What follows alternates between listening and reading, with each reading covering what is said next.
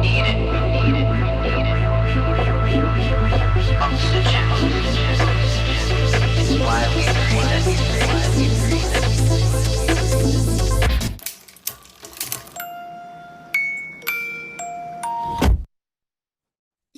everyone, welcome back to the Grit Files. I am your host, Loralyn Mears, and we've got Christina Richards, Chief Marketing Officer at Virtana, who's all focused about, well, really balancing workflows, distributing, doing all kinds of wonderful techie things that make our lives easier, and we don't even know because it's all happening on the back end. So it's going to be really fun to talk about how somebody markets something that no one really sees. And having been in a similar role myself, Christine is kind of like a kindred spirit. We're both techie people who went to the dark side of sales and marketing. So with that, Christina, welcome to the show. It's great to be here. Thank you, Loralyn. Well, sometimes I slaughter people's introductions and what they are and who they're all about and the kinds of things that they do. So I always like to give my guests that chance at first moment or so to kind of let the audience know where you are, especially given your role as a futurist and the kinds of things you do in tech. What do you want to talk about? Sure. Well, so I've been in tech for a little under 30 years now. Kind of doesn't seem like it's been that long, but in other ways, it feels like an eternity.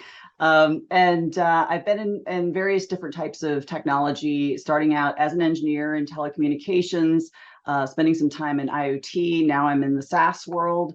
So it's been a long, crazy journey, not one that I could have anticipated, but it's been a lot of fun. And I really enjoy being in tech. I think it was absolutely the right path for me. So talk to us about that, because I'm sure our audience is going to be really interested in this.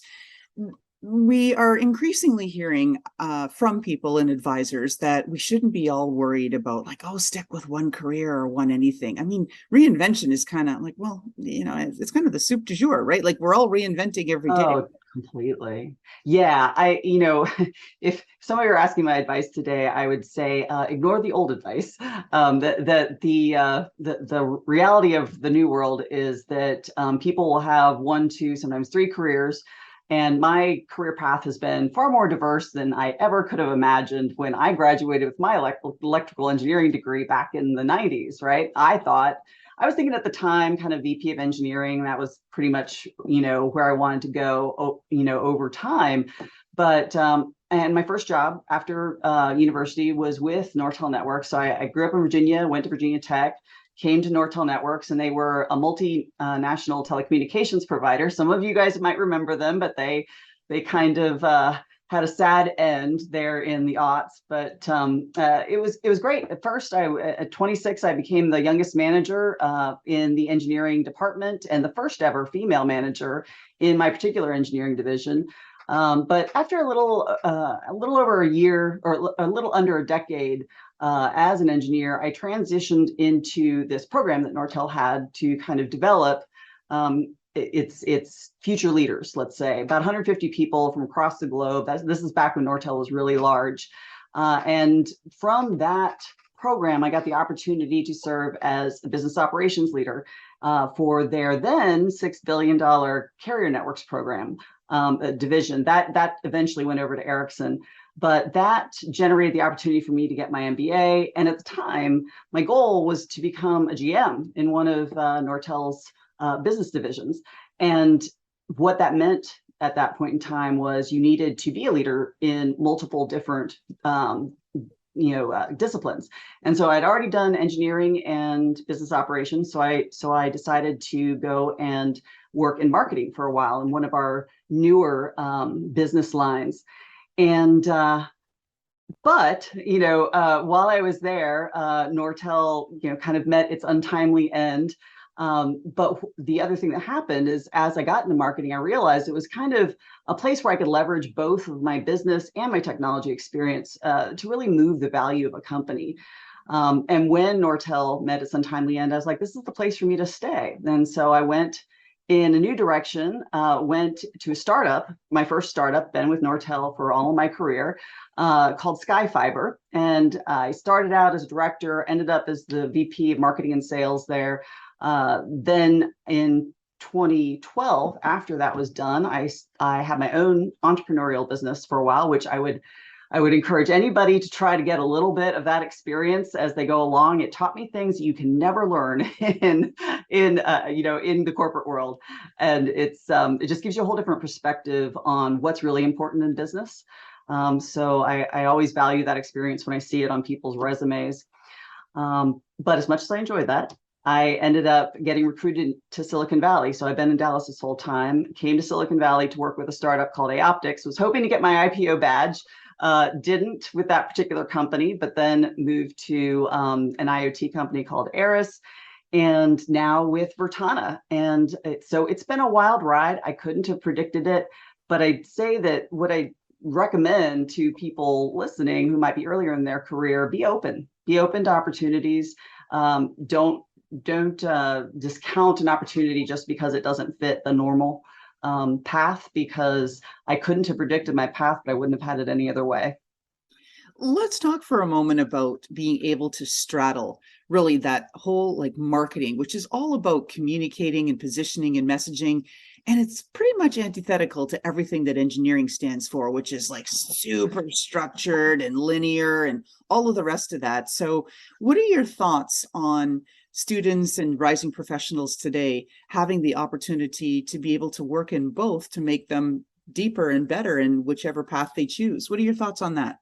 Yeah, it's such a good question. And it's something that actually comes up a lot in business, because if you've only ever been in engineering, and I distinctly remember my mindset as an engineer, you look at the product in a very particular way. Not to oversimplify, but it's along the lines of, wow, I love this really cool technology. I'm going to make the best, most interesting technology I possibly can. And unless you have a really good mentor or some other opportunity to get another perspective, you may miss the entire perspective of, actually, the product only matters if it's relevant for my customer, and that I can, create something that is of real value to them. Interesting example of this that I share with people a lot is when key fobs first started gathering new functionality. So for your cars, the original outputs of those programs had all sorts of things. You could turn on your car, you could heat your seats, you could do all these different things. And then they looked at the data over time and realized the only thing they ever do is remote start and sometimes remote lock, and to sometimes turn on the heater, especially if you're in the northeastern countries. And all that other feature development was somewhat lost because people just never used it. And so it's so important to get that connection between the two. So if you are an engineer and you know that's where you want to stay and you really love it, that's great. But do take an opportunity to spend some time with your marketers, or to look at some of your marketing material and see, what is that connection? And this is one of the things that's been kind of a bonus to me as I've been going through my careers, because sometimes I kind of serve as translator. I'm like, okay, this is how this group is seeing it. This is how this group is seeing it. Here's where the disconnect is, and I can help that translation internally. Oh, parallel lives, Christina, sisters of a different mother. I mean, this is what I describe the things that I do. It's that translation. And even yeah, it really is. My own family. My father was an engineer, metallurgical and chemical. My fiance is an engineer. My brother-in-law is an engineer. And they look at me like I have two heads, right? And I'm like, oh my God, we stayed in the same job for 30 years. How is that even possible? And everything they break down, it's so linear, so tracking. And I'm like, oh, let's be a little more nebulous. Let's bring it in. So do you have fun with this, with people in your circle that are either on the super tech side or super marketing side, and kind of trying to find ways to bridge those conversations? Yes, for sure. And, I will say that especially when you're in a deeply technical company, it can be a huge advantage to have a former engineer in marketing, because they can actually understand the technology enough to communicate the value. It also can, some of my, one of the reasons I went into engineering is because math is like my thing in a weird way. And that can be a real advantage as a marketer. Your C-suite, your board, they want to be able to see your results from marketing, not as something nebulous, but as something they can track and measure. And you can leverage that experience from being an engineer in that capacity. But at the same time, that's one of the reasons that I love that I'm in marketing now, is you do get to have a little bit more of that getting in the mind of the customer. What do they care about? It is a little bit more esoteric when you're getting into thought leadership and different types of being out in the world and communicating. And you're right, it can create really interesting situations when you have two very different mindsets in the same conversation, but it's fun and I kind of enjoy that. Oh, yeah. And it's so much better that you can hang with the analytics because it's been, well, geez, well over a decade now with this whole, force behind digital marketing, that it is all about analytics. Yes, you need the creative and all of that, but you need to know where the numbers are going and what the dollars are bringing in and the cost per clicks and all that good stuff that executives want to know. You're so right. I've actually said to a lot of people recently, we should start to call a lot of this marketing engineering because it really is. And, sometimes when engineers are like, well, our stuff is so much harder than what you do. I was like, I don't know. We just got done coding a bunch of stuff over here in marketing, and I used to be in your job. So there is actually a lot more parallels than you think. Yeah, it really is getting to be its own type of engineering when you start looking at demand gen and all the complexity that's been built into it. What's your kryptonite? What takes you out of the knees? Kryptonite. So this actually kind of goes along with what we were just talking about. I'd say one of my biggest challenges is people who want, I call them status quo people who want to keep things the same. Just a fact of life, everybody knows change is the only constant, death and taxes and change, right? And so, to me, the path through your career is all about navigating that change.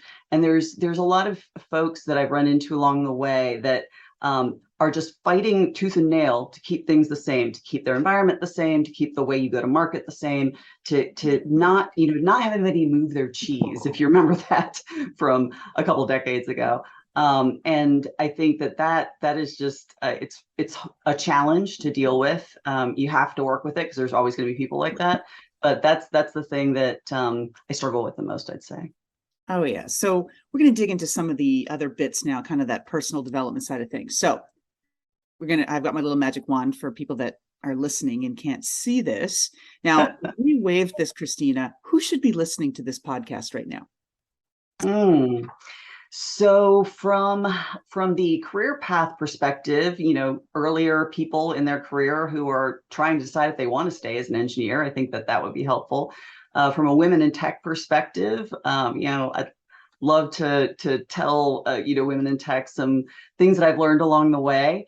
And from a Virtana perspective, I think that one of the things that's kind of unique about Virtana is we do have a very a culture that has been thoughtfully created, and that culture is recognized in several of the awards that we've gotten over the last couple of years.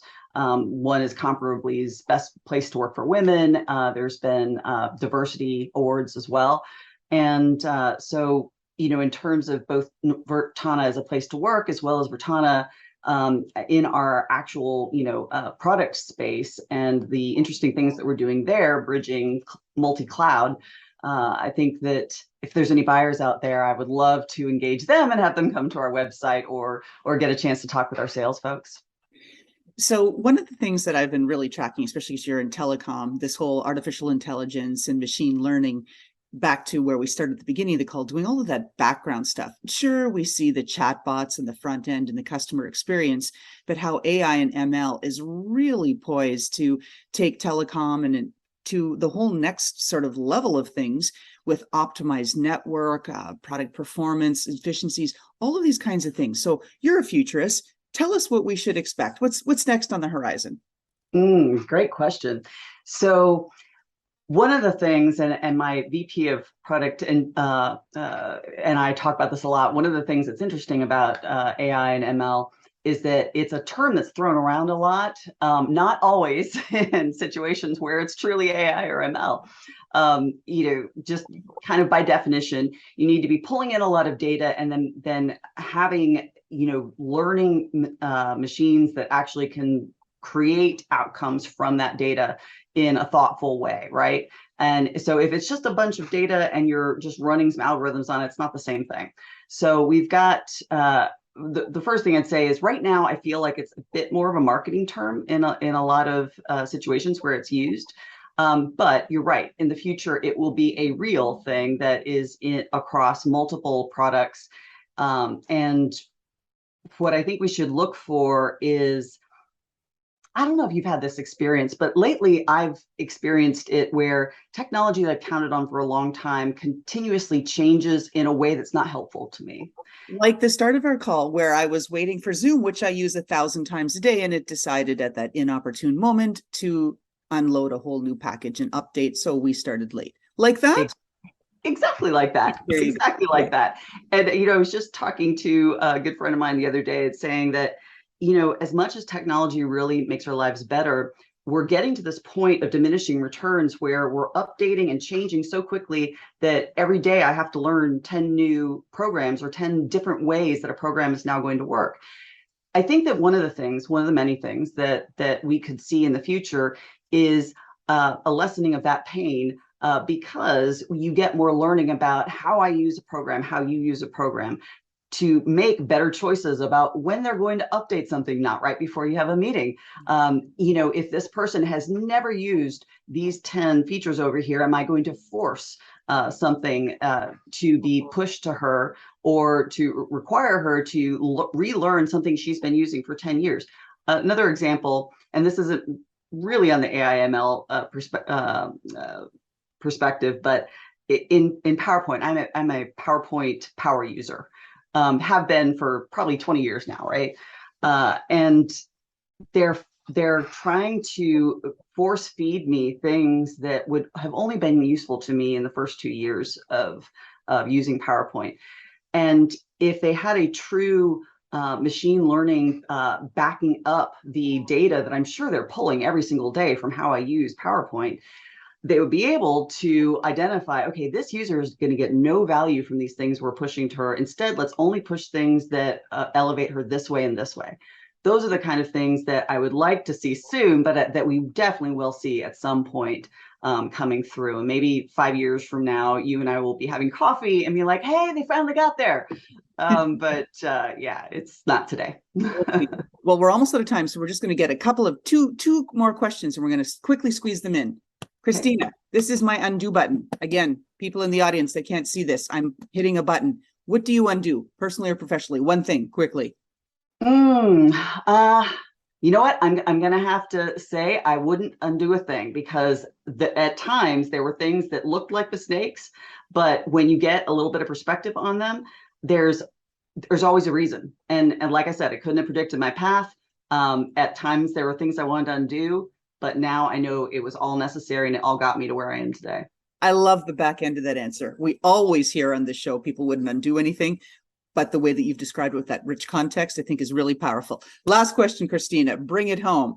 We are peeking in your closet right now, and there is a pair of footwear in there, shoes, sandals, boots, whatever it is, that personifies who you are.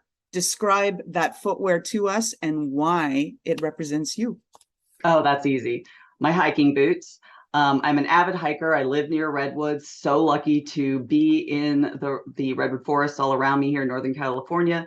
And I've been all over the world. I'm an adventure seeker. I've been to New Zealand and Australia and China and Japan and Europe. And everywhere I go, I've been whitewater rafting on 3 continents. I've been paragliding. I've skydived, all the fun things.